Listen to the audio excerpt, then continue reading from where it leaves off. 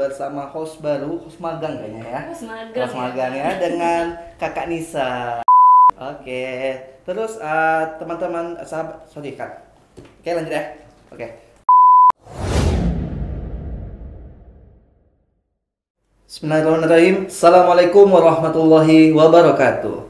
Kembali lagi ke podcast Bawaslu Provinsi Kepulauan Riau. Kali ini edisi ke-8. Sahabat Bawaslu, hari ini kita kedatangan narasumber yang tidak jauh-jauh juga. Internal kita juga, Bapak Said Abdullah Dahlawi. Assalamualaikum. Waalaikumsalam. Sehat ya Pak ya? Alhamdulillah. Alhamdulillah. Dan saat ini saya tidak sendirian, saya bersama host baru, host magang kayaknya ya. Host magang ya, dengan Kakak Nisa. Halo Pak. Sahabat Bawaslu, hari ini kedatangan Koordinator Divisi SDMO dan Diklat Bawaslu Provinsi Kepulauan Riau yang sudah tidak asing lagi, Bapak Said, panggilan akrabnya.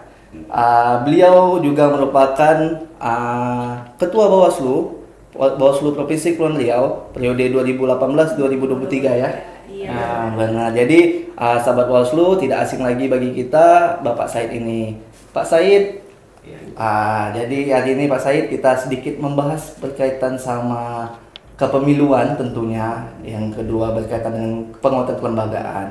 Mungkin Pak Said sedikit bercerita Pak terkait dengan pengalaman Bapak di dunia kepemiluan Pak. Baik, pemilu ini sesuatu hal yang menarik. Jadi saya ada pengalaman pemilu pertama saya saat saya tamat sekolah. Itu adalah saya pertama punya hak pilih tahun 97 pemilunya. Udah lahir Enggak sampai 95. 95 baru lahir. Saya tamat 95, 95 ya, 97 kemudian ada pemilu. Nah pada saat itu saya mengikuti pemilu. Nah sangat antusias, banyak orang yang datang. Paman saya menjadi KPPS-nya. Terus saya bilang, kapan giliran saya? Nanti kata paman. Gak sabar ya Pak. Iya. Kapan giliran saya? Nanti katanya. Ketiga kali, kapan lagi giliran saya? Nanti ada waktunya katanya. Begitu kemudian sudah selesai semua orang milih, saya lihat ada orang lagi. Kapan giliran saya? Sekarang giliranmu katanya. Apa yang terjadi? Dikasih dia saya bertumpuk-tumpuk kertas surat suara, disuruh coblos semua. Saya yang pada saat itu tidak tahu dan polosnya, akhirnya saya mencoblos semuanya. Itu pemilu sebelum reformasi. Nah itu pengalaman pemilu pertama saya. Nah lantas kemudian saya masuk menjadi mahasiswa. Nah pada saat saya mahasiswa itu tahun 99 itu dilaksanakan pemilu pertama pasca reformasi.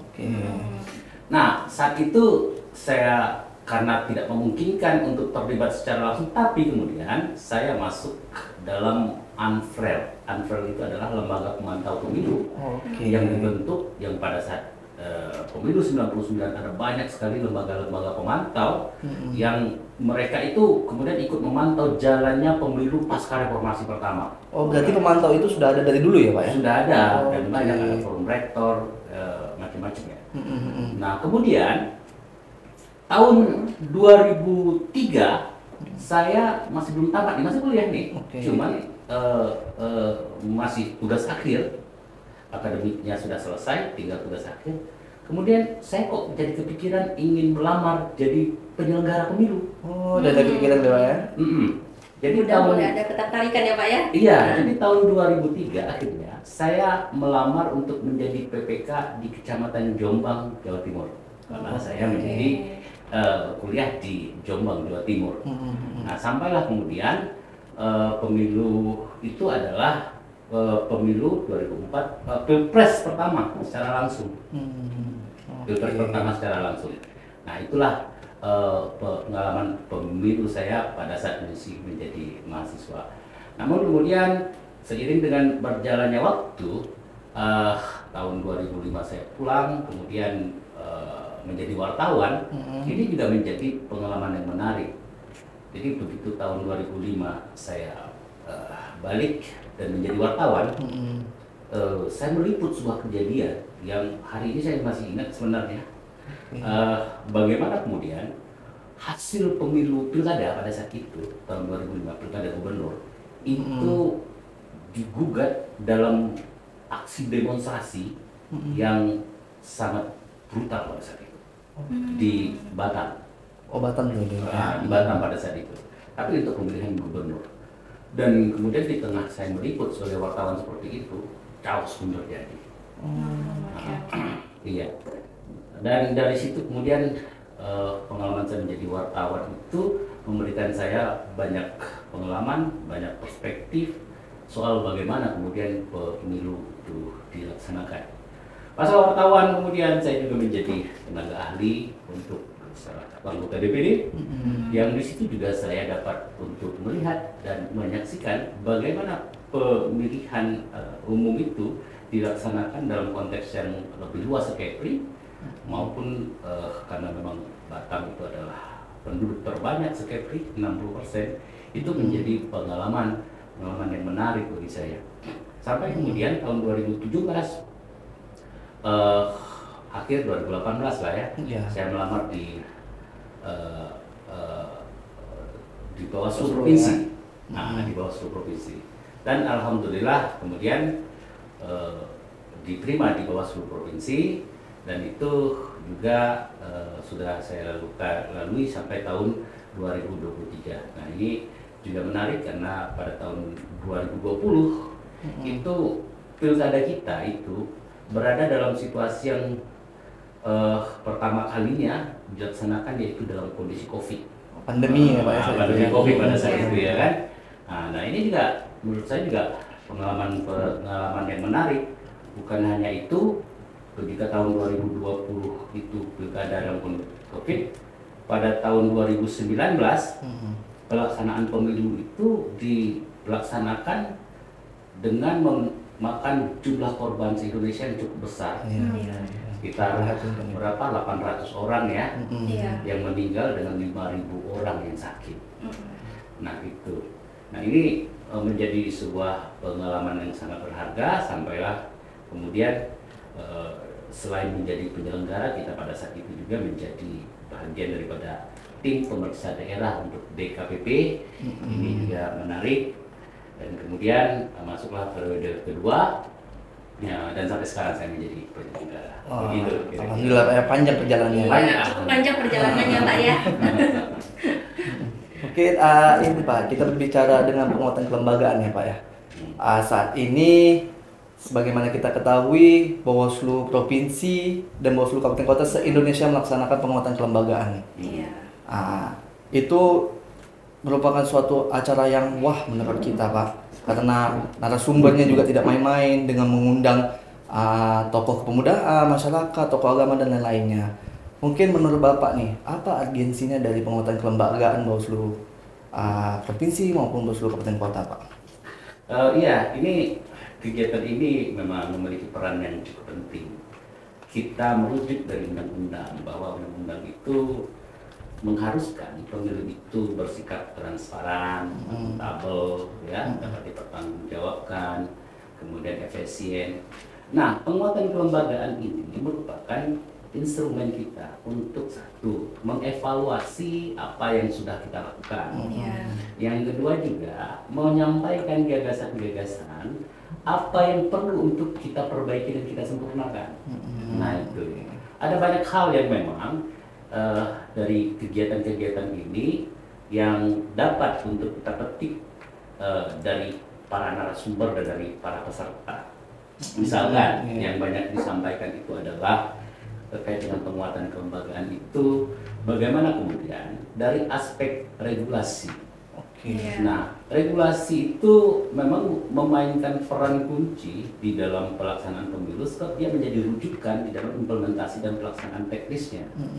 Nah, ada beberapa regulasi-regulasi yang mungkin sudah tidak relevan lagi, atau ada tambahan-tambahan lain lagi yang mungkin perlu disempurnakan. Misalkanlah regulasi yang perlu kita sempurnakan di Bawaslu sendiri, misalkan berdasarkan Undang-Undang 7 itu, untuk menjadi penyelenggara ad hoc, misalkan, itu syarat untuk menjadi anggota Bawaslu RI dengan syarat untuk menjadi anggota pengawas TPS berada di dalam satu pasal yang sama. Oh, sama ya Pak ya, berarti Iya. untuk persyaratannya. Padahal untuk ad hoc sama dengan untuk ad hoc ini yang sementara mulai dari Panwascam sampai ke bawah. yang permanen itu mestinya berbeda. Nah, misalkan itu adalah kerja penuh waktu, persyaratannya itu salah satu persyaratannya itu. Kerja penuh waktu itu mensyaratkan bahwa dalam penjelasan Undang-Undang 7 itu dia tidak boleh berada dalam posisi profesi yang lain. Oh, berarti benar-benar itu aja ya kerjaannya. Salah satu iya. Padahal kita tahu ad hoc itu nggak mungkin dia berhenti. Karena apa? Ada banyak hal, misalkan dari sisi UK-nya sangat kecil. Iya benar. Bagaimana mungkin orang kita selalu berhenti dari pekerjaan utamanya menjadi ini, sementara dia punya anak dan keluarga. Benar. Nah, terus itu juga ada beberapa persyaratan-persyaratan. Misalkan lagi adalah dari aspek pendidikan, harus SMA. Kita tahu daerah kepulauan kita ini, orang yang sudah tamat SMA di pulau tertentu, dia sudah menjadi tokoh hebat ya. Iya. Nggak mungkin dia mau jadi pengawas KPS. Dari sisi umur lagi, misalkan orang berumur 25 tahun. Orang berumur 25 tahun biasanya mereka sudah memiliki atau menapaki pekerjaan yang di situ mereka akan punah di situ. Iya kan? Jadi umurnya minimal 25 tahun itu membuat kemudian beberapa persyaratan ini kalau menurut kita itu juga perlu dilakukan beberapa perubahan. Belum lagi ada beberapa aspek yang lain, misalkan dalam pemilu undang-undangnya, Undang-Undang 7 itu menyatakan bahwa orang yang memberi itu dapat dikenakan dugaan pidana pemilu. Tapi di dalam pilkada, pemberi dan penerima sama-sama kena gitu loh. Ini dua hal yang berbeda dan berdampak juga. Jika kemudian pemberi dan penerima ini sama-sama kena, terus nanti siapa yang melaporkan? Pada takut gak mau Iya. Nah, ini bahagian yang juga muncul. Jadi agensinya itu untuk melihat itu baru dari aspek regulasinya saja. Belum lagi dari aspek-aspek yang lain. Misalkan dari penguatan kelembagaan itu sendiri. Nah, penguatan kelembagaan kita sendiri ini salah satunya adalah itu tadi rentannya terhadap intervensi para pemangku kepentingan. Lembaga kita, penyelenggara pemilu ini rentan terhadap hal-hal seperti itu karena sekali lagi aspek regulasinya juga sebenarnya ada di situ. Nah, jadi ini juga menjadi bahan evaluasi sehingga kemudian regulasi yang ada itu harus bisa dapat memberikan upaya antisipasi terhadap intervensi-intervensi dari lembaga yang lain. Itu ya. Jadi menjamin teman-teman penyelenggara ini untuk tetap independen dan netral. Nah, ini juga salah satu hal lain penguatan kelembagaan kita itu, kalau menurut saya yang penting adalah juga sempat disinggung oleh beberapa pihak. Itu dari aspek rekrutmen penyelenggara, mulai dari level penyelenggara di tingkat nasional RI, penyelenggara di tingkat provinsi, sampai kemudian penyelenggara di tingkat di bawahnya kabupaten kota dan ad hoc. Nah, ini juga penting. Jadi rekrutmen yang kemudian dilakukan secara serampangan dalam implementasinya, maka dia akan memberikan dampak yang tidak baik untuk pelaksanaan demokrasi kita. Nah itu, maka penting ke depan misalkan dalam proses rekrutmen itu kita memperhatikan misalkan rekam jejaknya seperti apa. Nah ini kemudian pemahaman dan pengalamannya seperti apa. Jadi kalau seandainya orang yang misalkan belum memiliki pemahaman yang memadai, misalkan seperti itu, dan ada yang lain yang lebih, ini kan logikanya kita mempertimbangkan orang yang lebih memiliki pengalaman dan pemahaman yang kuat, termasuk dari aspek integritas. Nah, jadi sehingga kemudian publik juga dapat untuk, nah disinilah peran publik kalau menurut saya itu harus juga dapat untuk memberikan sebuah kontribusi terhadap proses rekrutmen ini, sehingga kemudian orang-orang yang terpilih ini benar-benar orang yang memiliki integritas yang baik, rekam jejak yang baik, pemahaman yang baik juga, sehingga kemudian ini berdampak terhadap pelaksanaan pemilu juga. Itu. Oke, jadi kan gini Pak, seperti yang kita ketahui bersama ya Bang ya Pak, untuk saat ini kita sedang dalam masa non tahapan gitu ya. Menurut Bapak nih, apakah di masa non tahapan saat ini perlu diadakannya pelatihan-pelatihan bagi penyelenggara, khususnya kita bagi pengawas? Kira-kira pelatihan seperti apa nih Pak yang diperlukan untuk kita sebagai pengawas? Oke, baik. Ini juga bagian yang kalau menurut saya penting untuk dilaksanakan. Jadi dalam saat proses tahapan itu sendiri, para penyelenggara itu akan berkutat dengan banyaknya hal yang harus dilaksanakan. Kalau untuk pengawas pemilu, mereka harus melaksanakan setiap tahapan yang ada sekitar 11 tahapan itu secara kontinu, bahkan mungkin beririsan tahapannya satu sama lain. Nah, di non tahapan inilah kemudian banyak hal yang dapat kita lakukan. Jadi salah satunya adalah penataan terhadap kelembagaan di internal kita. Jadi salah satunya kita tahu dalam beberapa waktu ini juga baru menerima pegawai P3K itu, ada juga beberapa CPNS. Ini dalam rangka untuk memenuhi kebutuhan-kebutuhan yang beberapa waktu lalu memang belum terpenuhi dengan baik. Nah, sekarang ada beberapa di se-Indonesia saya kira ya, itu dilakukan. Nah, teman-teman yang baru ini itu kan belum memiliki pengalaman, belum memiliki pengetahuan yang memadai.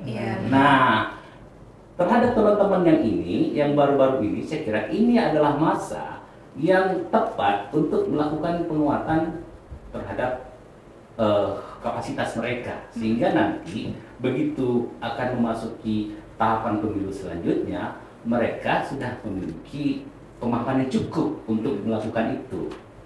Nah, itu. Yang kedua, saya kira pelatihan-pelatihan sekarang ini KPU bersama dengan masyarakat, saya kira, termasuk seluruh pengawas juga kita, itu kan sedang ada tahapan pemutakhiran data pemilih berkelanjutan, untuk melihat itu ya. Nah, saya kira ini pemahaman bagi penyelenggara juga harus juga memahami, tapi saya tidak terlalu khawatir soal penyelenggara, tapi bagaimana kemudian terkait dengan masyarakat, beberapa hambatan di masyarakat itu misalkan ada termasuk ke stakeholder pemerintah misalkan, ada orang yang sudah meninggal, keluarganya sudah tahu, pasti sudah ya, pemerintah sudah tahu, penyelenggara sudah tahu, tapi kemudian tidak dapat untuk diganti, misalkan seperti itu, tidak dapat dia itu dikeluarkan dari daftar kependudukan meskipun sudah meninggal. Nah, ini artinya proses ini selain penyelenggara yang harus memahami, aspek masyarakat juga harus paham. Yang ketiga, ini pengalaman menarik. Saya kemarin dalam sebuah perjalanan di kapal, saya ketemu sama salah satu peserta pemilu. Dia mengatakan, Pak, gimana money politik masih ada? Saya hari ini berani mengatakan bahwa money politik itu dilakukan dalam perangan.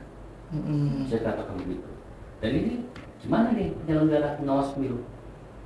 Nah, dalam mindset masyarakat ini menganggap bahwa pelaksanaan misalkan pengawasan terhadap money politik itu hanya penyelenggara pemilu. Padahal dia sendiri mengakui dia dipatok oleh peserta pemilu, para petinggi-petinggi parpol tertentu untuk menang apapun caranya, sehingga kemudian dia secara terang-terangan mengakui menggunakan juga metode money politik. Tapi begitu tidak terpilih, kemudian yang disalahkan siapa nih? Penyelenggara. Padahal ini tanggung jawab kita semua maksudnya. Nah itu. Nah dalam masa fase-fase seperti ini, menurut saya sih perlu juga kita memberikan sebuah penjelasan kepada masyarakat bahwa ya kalau kita ingin money politik tidak ada, kita jangan juga bersikap ambivalen, kita menyalahkan orang kan kita melakukan gitu. Ini juga gitu ya. Jatuhnya playing victim Pak ya. Iya, itu. Nah jadi kalau saya pelatihan seperti tadi banyak yang dapat kita lakukan, tata kelola di organisasi juga mungkin inilah fase untuk kita melakukan beres-beres, penataan secara internal, terutama memang misalkan dari aspek teknologi, misalkan banyak juga perlu kita lakukan masukan terobosan-terobosan baru. Bagaimana kemudian misalkan orang dapat untuk mudah melakukan laporan, menyampaikan informasi dan dapat juga kemudian kita respon dengan cara cepat. Seperti itu. Nah, penataan-penataan ini kan perlu kita lakukan juga ini sebenarnya sekarang ini. Nah, jadi itu. Terus lagi di level misalkan kita juga ada namanya reformasi birokrasi. Nah, reformasi birokrasi itu kalau di internal itu berkonsekuensi terhadap misalkan status lembaga kita. Status lembaga kita ini di beberapa kabupaten kota masih belum ada yang menjadi satker, satuan kerja, sehingga kemudian mereka dari aspek misalkan keuangan, kepegawaian masih menjadi bagian dan tergantung dengan provinsi. Nah, pada masa-masa seperti inilah kita mencoba untuk menata kembali, melengkapi apa saja yang kita perlukan agar kemudian teman-teman di kabupaten kota itu dapat untuk meningkatkan statusnya. Sehingga satker ya Pak ya. Begitulah kira-kira. Oke, sahabat Bawaslu, itulah wejangan dari Pak Said berkaitan dengan urgensi pelaksanaan kegiatan penguatan kelembagaan dan berkaitan dengan evaluasi pemilihan umum. Mungkin sedikit Pak, harapan Bapak terhadap penguatan kelembagaan ini Pak untuk pemilu ke depannya Pak. Ya, baik sahabat Bawaslu semua. Jadi begini, bahwa penyelenggara pemilu ini juga bahagia daripada masyarakat, karena orientasinya juga kemudian untuk membangun keadilan bagi kita semua, membangun demokrasi yang baik, dan pemain utama dari demokrasi itu adalah rakyat itu sendiri. Nah, karena itu ke depan penguatan kelembagaan kita ini sebenarnya tidak lepas dari peran masyarakat. Peran apa yang dapat masyarakat lakukan sebenarnya, termasuk juga bersama-sama dengan penyelenggara dan seluruh komponen. Satu, misalkan kita ikut bersama-sama dengan KPU dan Bawaslu misalkan, satu di dalam PT tadi itu misalkan hari ini kita melakukan yang namanya pemutakhiran data pemilih. Kita bersama-sama, kita mengenal ada yang namanya pengawasan partisipatif. Nah, itu. Nah, yang kedua, di dalam membangun independensi dan netralitas penyelenggara itu juga tidak lepas dari peran masyarakat. Sehingga kemudian misalkan dalam tindakan perbuatan penyelenggara ini masyarakat saya kira juga memiliki peran untuk menilai. Bukan hanya sekedar menilai, tetapi juga ikut bisa berpartisipasi, misalkan lihat jika ada hal yang kurang atau tidak kena, menyampaikan. Nah, sehingga kemudian kita ini berjalan selalu di atas rel, karena ada yang terus mengingatkan seperti itu. Nah, jika ada hal-hal yang mungkin kurang berkenan, kita juga ada mekanisme internal, yaitu pembinaan internal. Jadi pembinaan itu menyangkut soal penguatan kapasitas, kemudian pengawasan kinerja, dan penanganan dugaan pelanggaran di internal kita. Nah, berarti pegawai-pegawai kita ini bisa kita tindak gitu apabila tidak sesuai dengan aturan gitu ya Pak ya? Kita bina lah. Dibina ya Pak ya? Tapi bina bukan berarti tadi kita binasakan, enggak. Bina itu bisa penguatan kapasitas karena tidak tahu, ada pengawasan kinerja karena mungkin belum benar teman-teman yang baru ya. Atau mungkin ada dugaan pelanggaran kinerja. Kita tidak bisa langsung mengatakan bahwa orang itu langsung bersalah atau tidak, karena bagi pengawas itu begitu dapat informasi maka dia harus melakukan yang namanya pengumpulan fakta, data, keterangan, baru kita dapat menyimpulkan. Nah, jadi tidak bisa juga kita begitu. Tapi informasi-informasi dari masyarakat ini menjadi bagian yang penting, dan kita sangat berharap sekali masyarakat ikut peduli dalam membuat lembaga kita ini menjadi independen dan netral. Dan jika kemudian ada hal-hal yang mungkin diduga mungkin tidak sesuai, dapat untuk menyampaikan ke lembaga kita atau lembaga di atas kita. Nah, itu. Jadi saya kira keterlibatan masyarakat ini penting, dan kami berharap agar kemudian sesuai dengan logo moto Bawaslu itu, bersama rakyat awasi pemilu, bersama Bawaslu tegakkan keadilan pemilu. Oke. Baik sahabat Bawaslu, mungkin tadi itu adalah harapan Pak Said ya Pak ya, Iya. yang berkaitan tentang penguatan kelembagaan. Jadi dalam melaksanakan pengawasan ini kita tentu saja tidak luput dari peran masyarakat juga ya Pak ya sebagai Pasti. partisipatif. Mungkin Pak sebelum penutup Bapak bisa Pantun. Pantun. Aduh. Karena karena kita di tanah Melayu jadi dan Bapak- asli orang Melayu lagi. Kurang rasanya tidak pantun. Selain Iya. coba kasih lo Pak. satu Aduh, pantun. ini saya karena mintanya spontan, ini saya jawab spontan aja. Kalau tidak karena bulan, tidaklah bintang meninggi hari. Ewa. Ewa. Ewa. Ewa. Kalau tidak karena tuan dan puan, tidaklah berkualitas demokrasi di negeri ini. Ewa. Keren. Oke, sahabat Bawaslu, itu saja dari sesi kita pada hari ini. Kita ketemu lagi di next episode. Assalamualaikum warahmatullahi wabarakatuh. Waalaikumsalam. Salam awas. Salam awas.